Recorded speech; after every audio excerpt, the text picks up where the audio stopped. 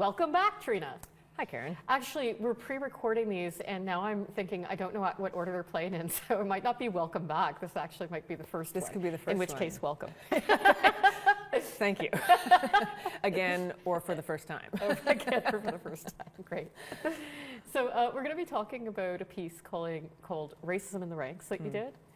But I've got to say, like the opening to it, like those opening shots, oh my God, it reminded me of how many confrontations have happened with police. Yeah. And I thought, like, there's really two ways that I guess people experience racism, right? Like, there's the individual, like, so it's when the police come in contact with an individual and, like Stonechild, or like the Boushie family after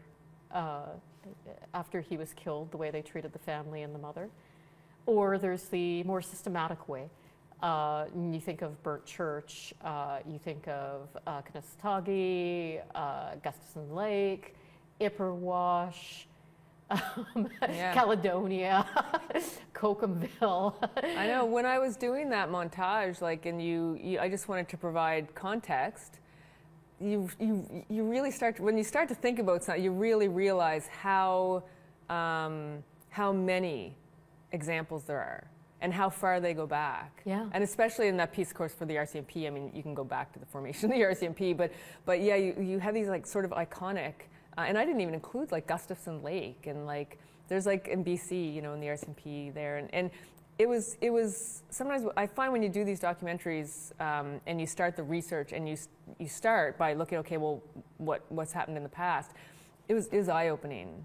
And so I did that montage and thought like that needed to sort of be there to set the context, even though it was about a very specific incident. Well, yeah, sometimes it just, like you go back and you put everything all in one place, and it just kind of opens the piece where it's like this quick hit of facts, and then you're like, oh.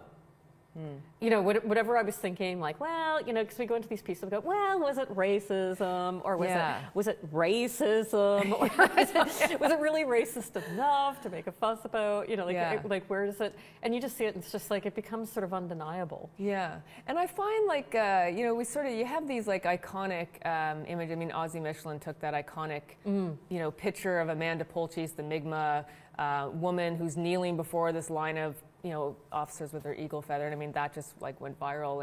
And in Wet'suwet'en, I saw pictures again of people standing there with eagle feathers, and there's such this militarization, and like I don't like to make the assumption. I mean, maybe, you know, the RCMP are concerned about, you know, public safety and security, but it does just the images alone, like, so without any sort of, you know, clips or background, like just to see those images, kind of think like there's something unbalanced there, or something, is there an assumption that there's something more nefarious going on with these Indigenous protesters? If they weren't Indigenous protesters, what would be the reaction?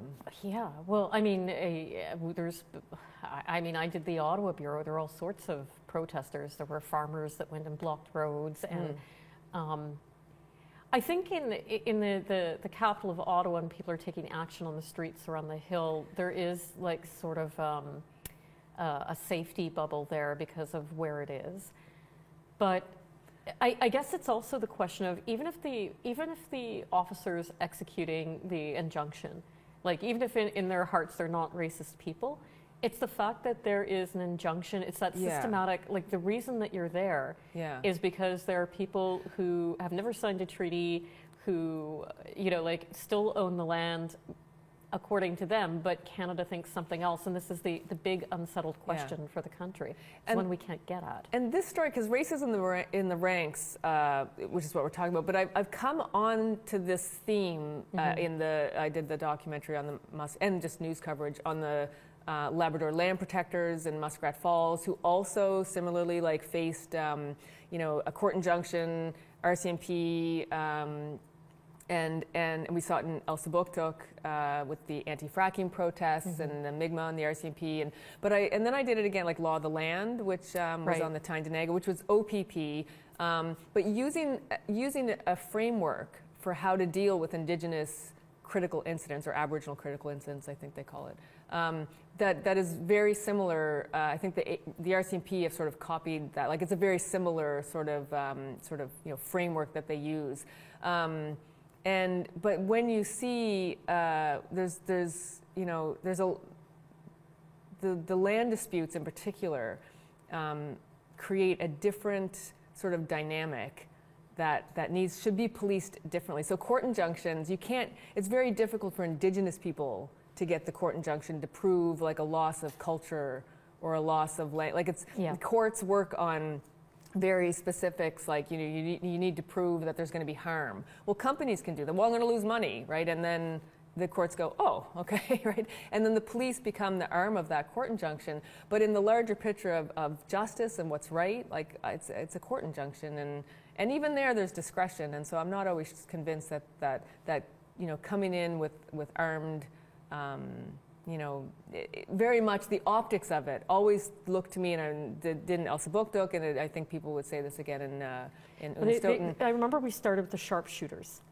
Yeah. And later on they seized rifles and weapons off of the protesters. It was like a hunting rifle. Yeah. Like, I don't know, a Swiss Army knife or something. Yeah. And it was like they go in very militarized. Yeah. For what is essentially a fairly peaceful protest. There's always children there. There's always women there. There's always women. There's always elders there. Yeah.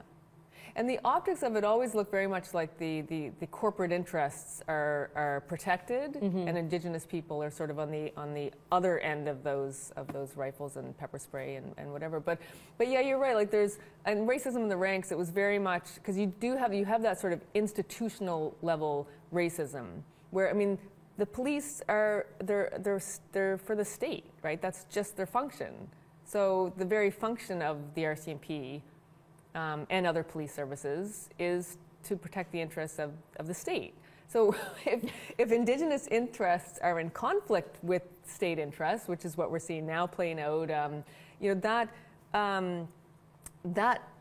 that's just how, I don't know how you're going to cross that divide easily as a police officer. But then you see individual racism, and of course that is what came about in racism in the ranks, was that we had a racist comment by an RCMP officer. So, it's not, I think one of the clips in that was like, because you can't say by any means that my brothers are police officers and I have friends who are police officers, mm-hmm.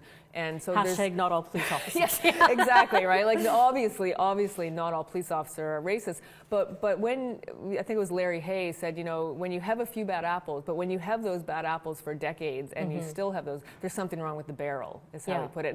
And I think that sort of sums up, like, when you're not as an institution dealing with racism, individual racism, then that becomes an institutional problem. So yeah, it was very complex because it's a lot of levels. And then of course you have the justice system, Indigenous people incarcerated, or Gerald Stanley acquitted, and that mm-hmm. just felt like, that moment, everyone across the country, when that acquittal came in, Indigenous people were just everywhere. And not just Indigenous people, like everybody, that left not just Indigenous people, but clearly there were very sharp divisions that came out of that decision. Like, you had the people that were saying, well, there's a right to protect their land, and it's like they're not even caring. Like, it was like they didn't even care that,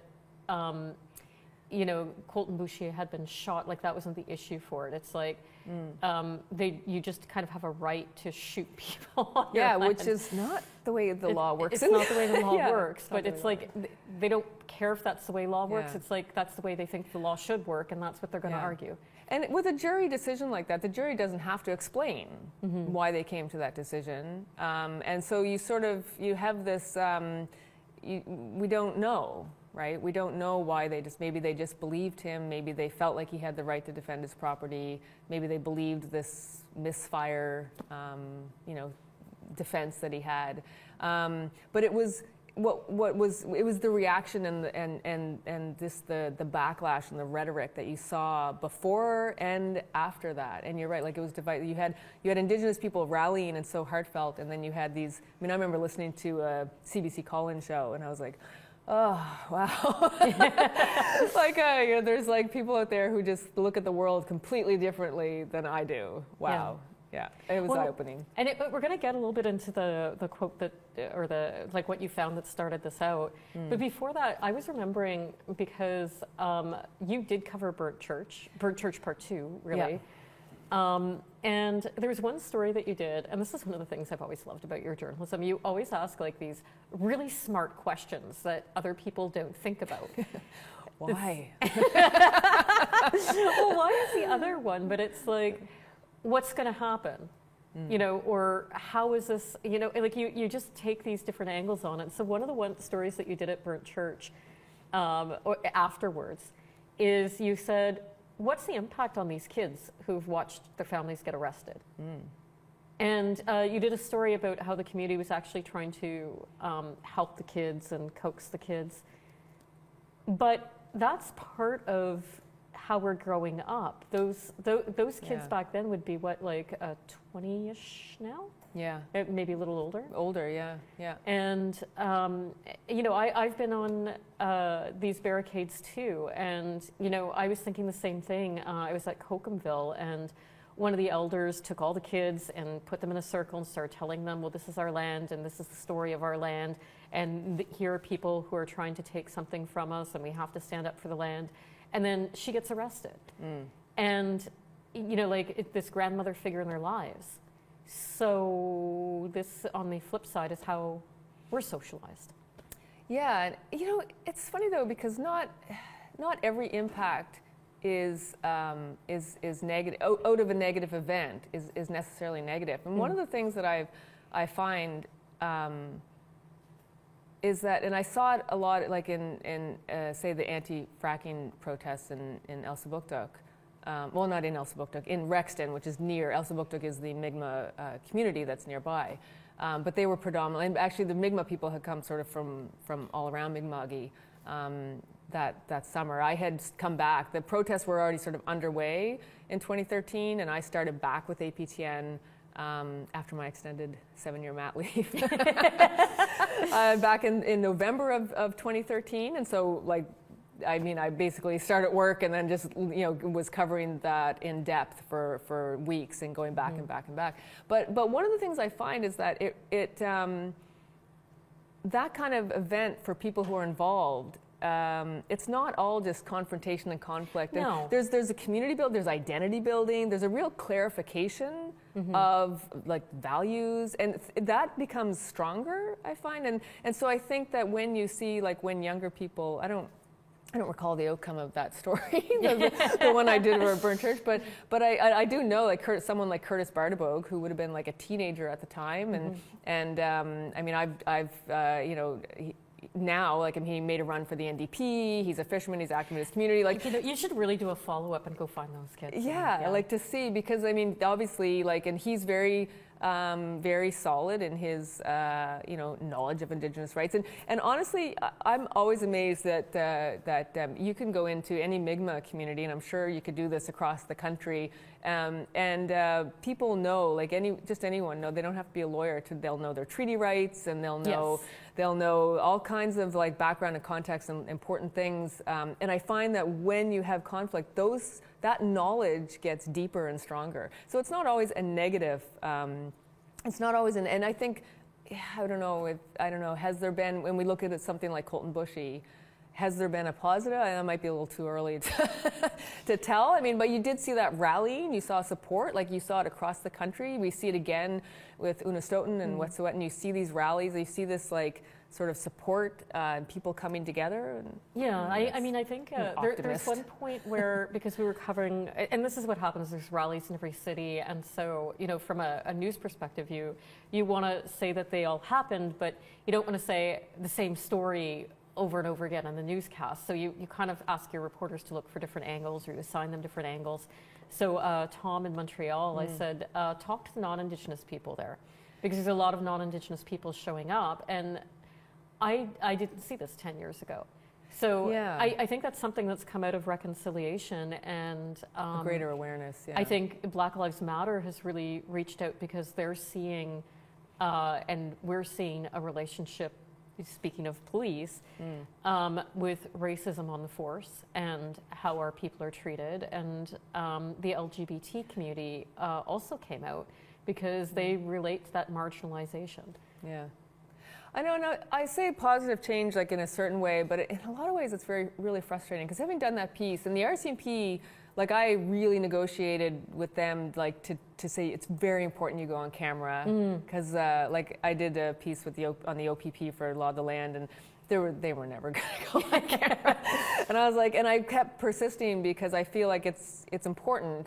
But the RCMP did, and they did speak. But at the end, you still don't ever know what happens to racist cops. There's this like, and it's like privacy concerns or like the Privacy Act, which is a little bit of a bullshit excuse because the provinces don't have that same, because the RCMP is federal, it's the Federal Privacy Act. It works different in the provinces. You'll know, what happens to the officer, that they got dinged, that they had to go to training, that they lost pay or whatever.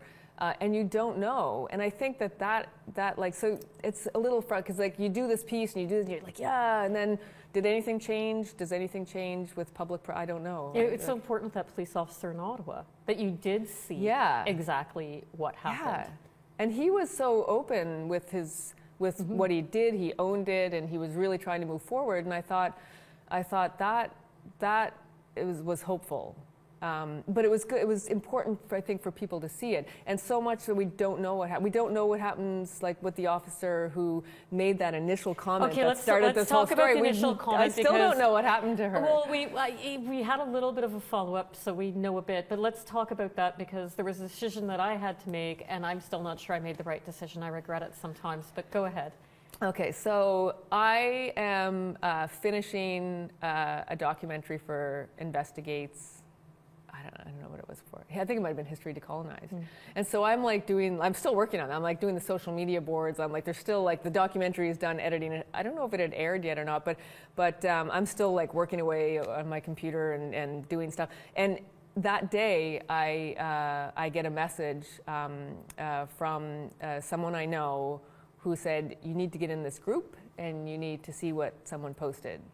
And so I did join the group, and just as myself, people were like, did you like create a nope, just as Trina Roach, video journalist for APTN, and they accepted me into the group. Yeah, because it's not an open group. You have to join it, but they check you out and they look at your profile. So you were honest. You went in. So honestly. And you had to ask a couple questions, and I did do you had to answer a couple questions. And so I did do that. I got in the group, and very, very quickly, like, because I knew, like, I was given direction on where to lie. I wasn't like looking blindly, and I've like found what I needed to, screenshotted stuff like very quickly. And thank God, because then they go, by the way, there's a journalist in the group, and then like everything got deleted. People went through and deleted all their stuff. And we got to say, this is right after Gerald Stanley was acquitted. So this is right after Gerald Stanley is acquitted. So an officer, a female RCMP officer, who, we didn't identify her. That's okay. Go ahead. That's the part I'm going to talk about. Facebook is challenging because people, especially RCMP officers, it's not like they're using their name necessarily. But I knew, like, we knew sort of, we knew she was an officer, and I knew through contacts who knew who she was. And anyways, but she wrote that Colton Bushy got what he deserved. That how many of us work on or near reserves and are tired of them playing the race card. And it was shocking, like, to read that and think, okay, first of all, obviously you're working on or near reserve. Well, when you contextualize how the Bushy family got treated afterwards, after reading that, you can just understand. When they walked in and, just told the mother, yeah, your son's dead, we need to go see his room now. And she starts crying. They're like, what, are you drunk? And that kind of thing. It's like, well, now I kind of get why they're acting that way.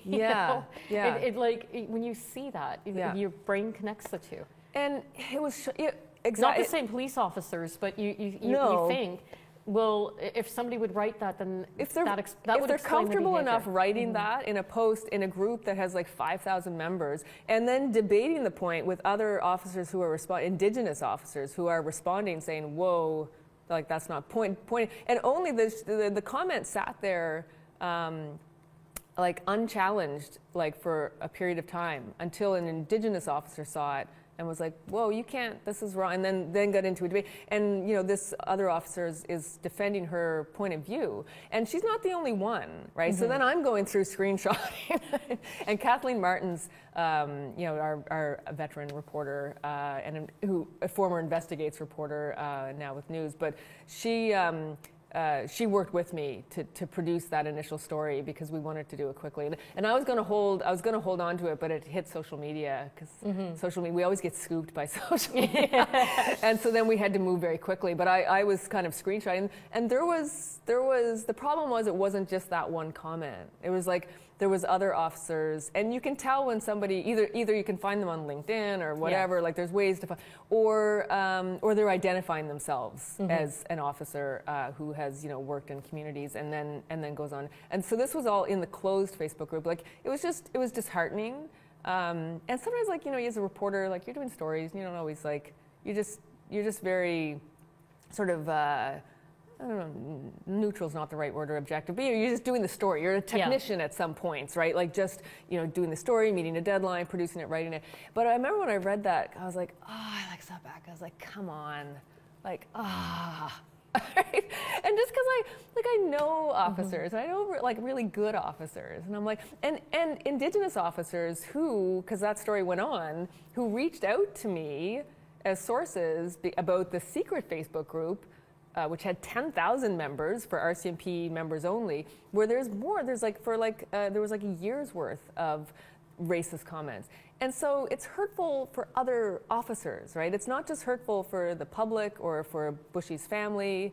It's hurtful for other Indigenous officers that's the environment that they have to work in. Well, and probably nothing would have happened at all if we hadn't done the story. We did the story, it went absolutely viral. Other media were picking it up. And then the officer did get, they went through a reconciliation with the community. FSIN, we were calling them and trying to get reaction, and they just wouldn't speak. They were claiming they had some MOU with RCMP. I'm like, what is that, a gag order? Like, come on, that's not what your MOU says. But they just didn't want to have it, anything. They didn't want to speak out about it. I was disappointed in them as leadership. I was very disappointed because. Leadership, whatever you're going to say, you're a leader, you have to say something. You have to address this, and they decided just to. But here's the thing. We had to make a decision whether or not we were going to name that officer.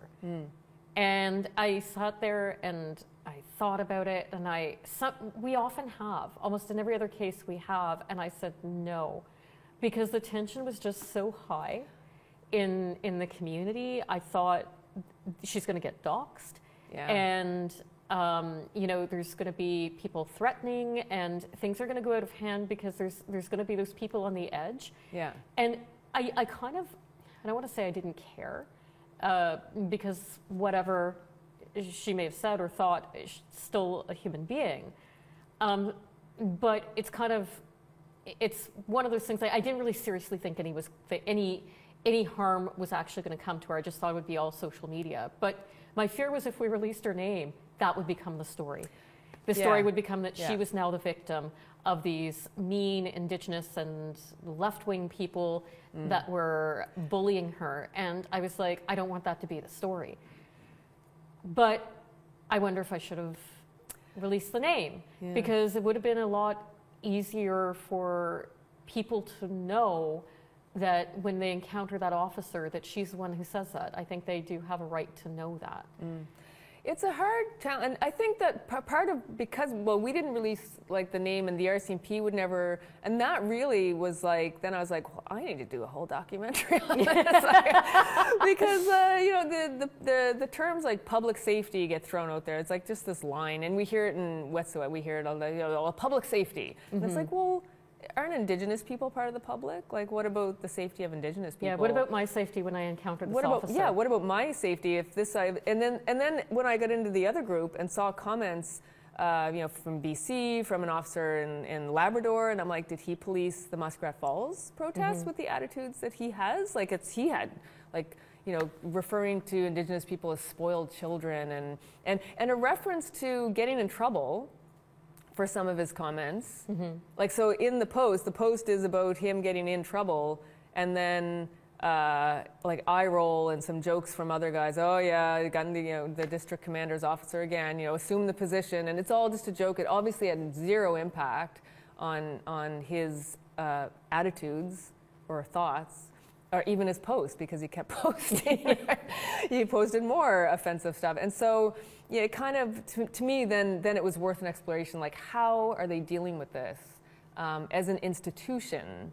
And then we're back. So that you have that institution, of racism, or that institutional level of racism, and then the individual racist, officers. And just anecdotally, like, I mean, talking to people like Larry Hay, who say, like, he remembers, at Oka, like RCMP, like senior officers, like just saying, well, we just kill them all, and like just like comments like that. And as an Indigenous officer, to have to hear that, but to not, like, that's, you're in a workplace, and you can't always just be the one standing up and saying, don't say that. And I don't know. I thought it was enlightening too, because I asked the Indigenous officer, like Shirley Coulier, who's the assistant commissioner, and I asked her, like, if she encountered racism.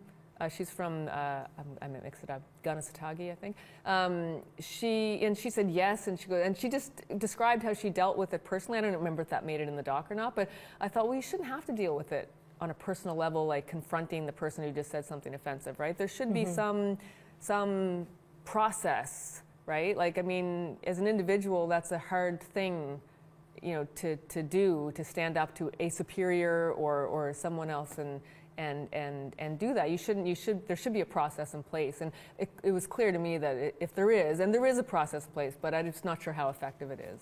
Well, I think, and I guess we'll wrap up, but I think my takeaway from the piece was just that it's going to take pressure to get the process opened up. And I saw nothing that nothing in the piece, and I know you asked, that convinced me that a quiet process is better than an open process. No. Of course, I'm biased, I'm media.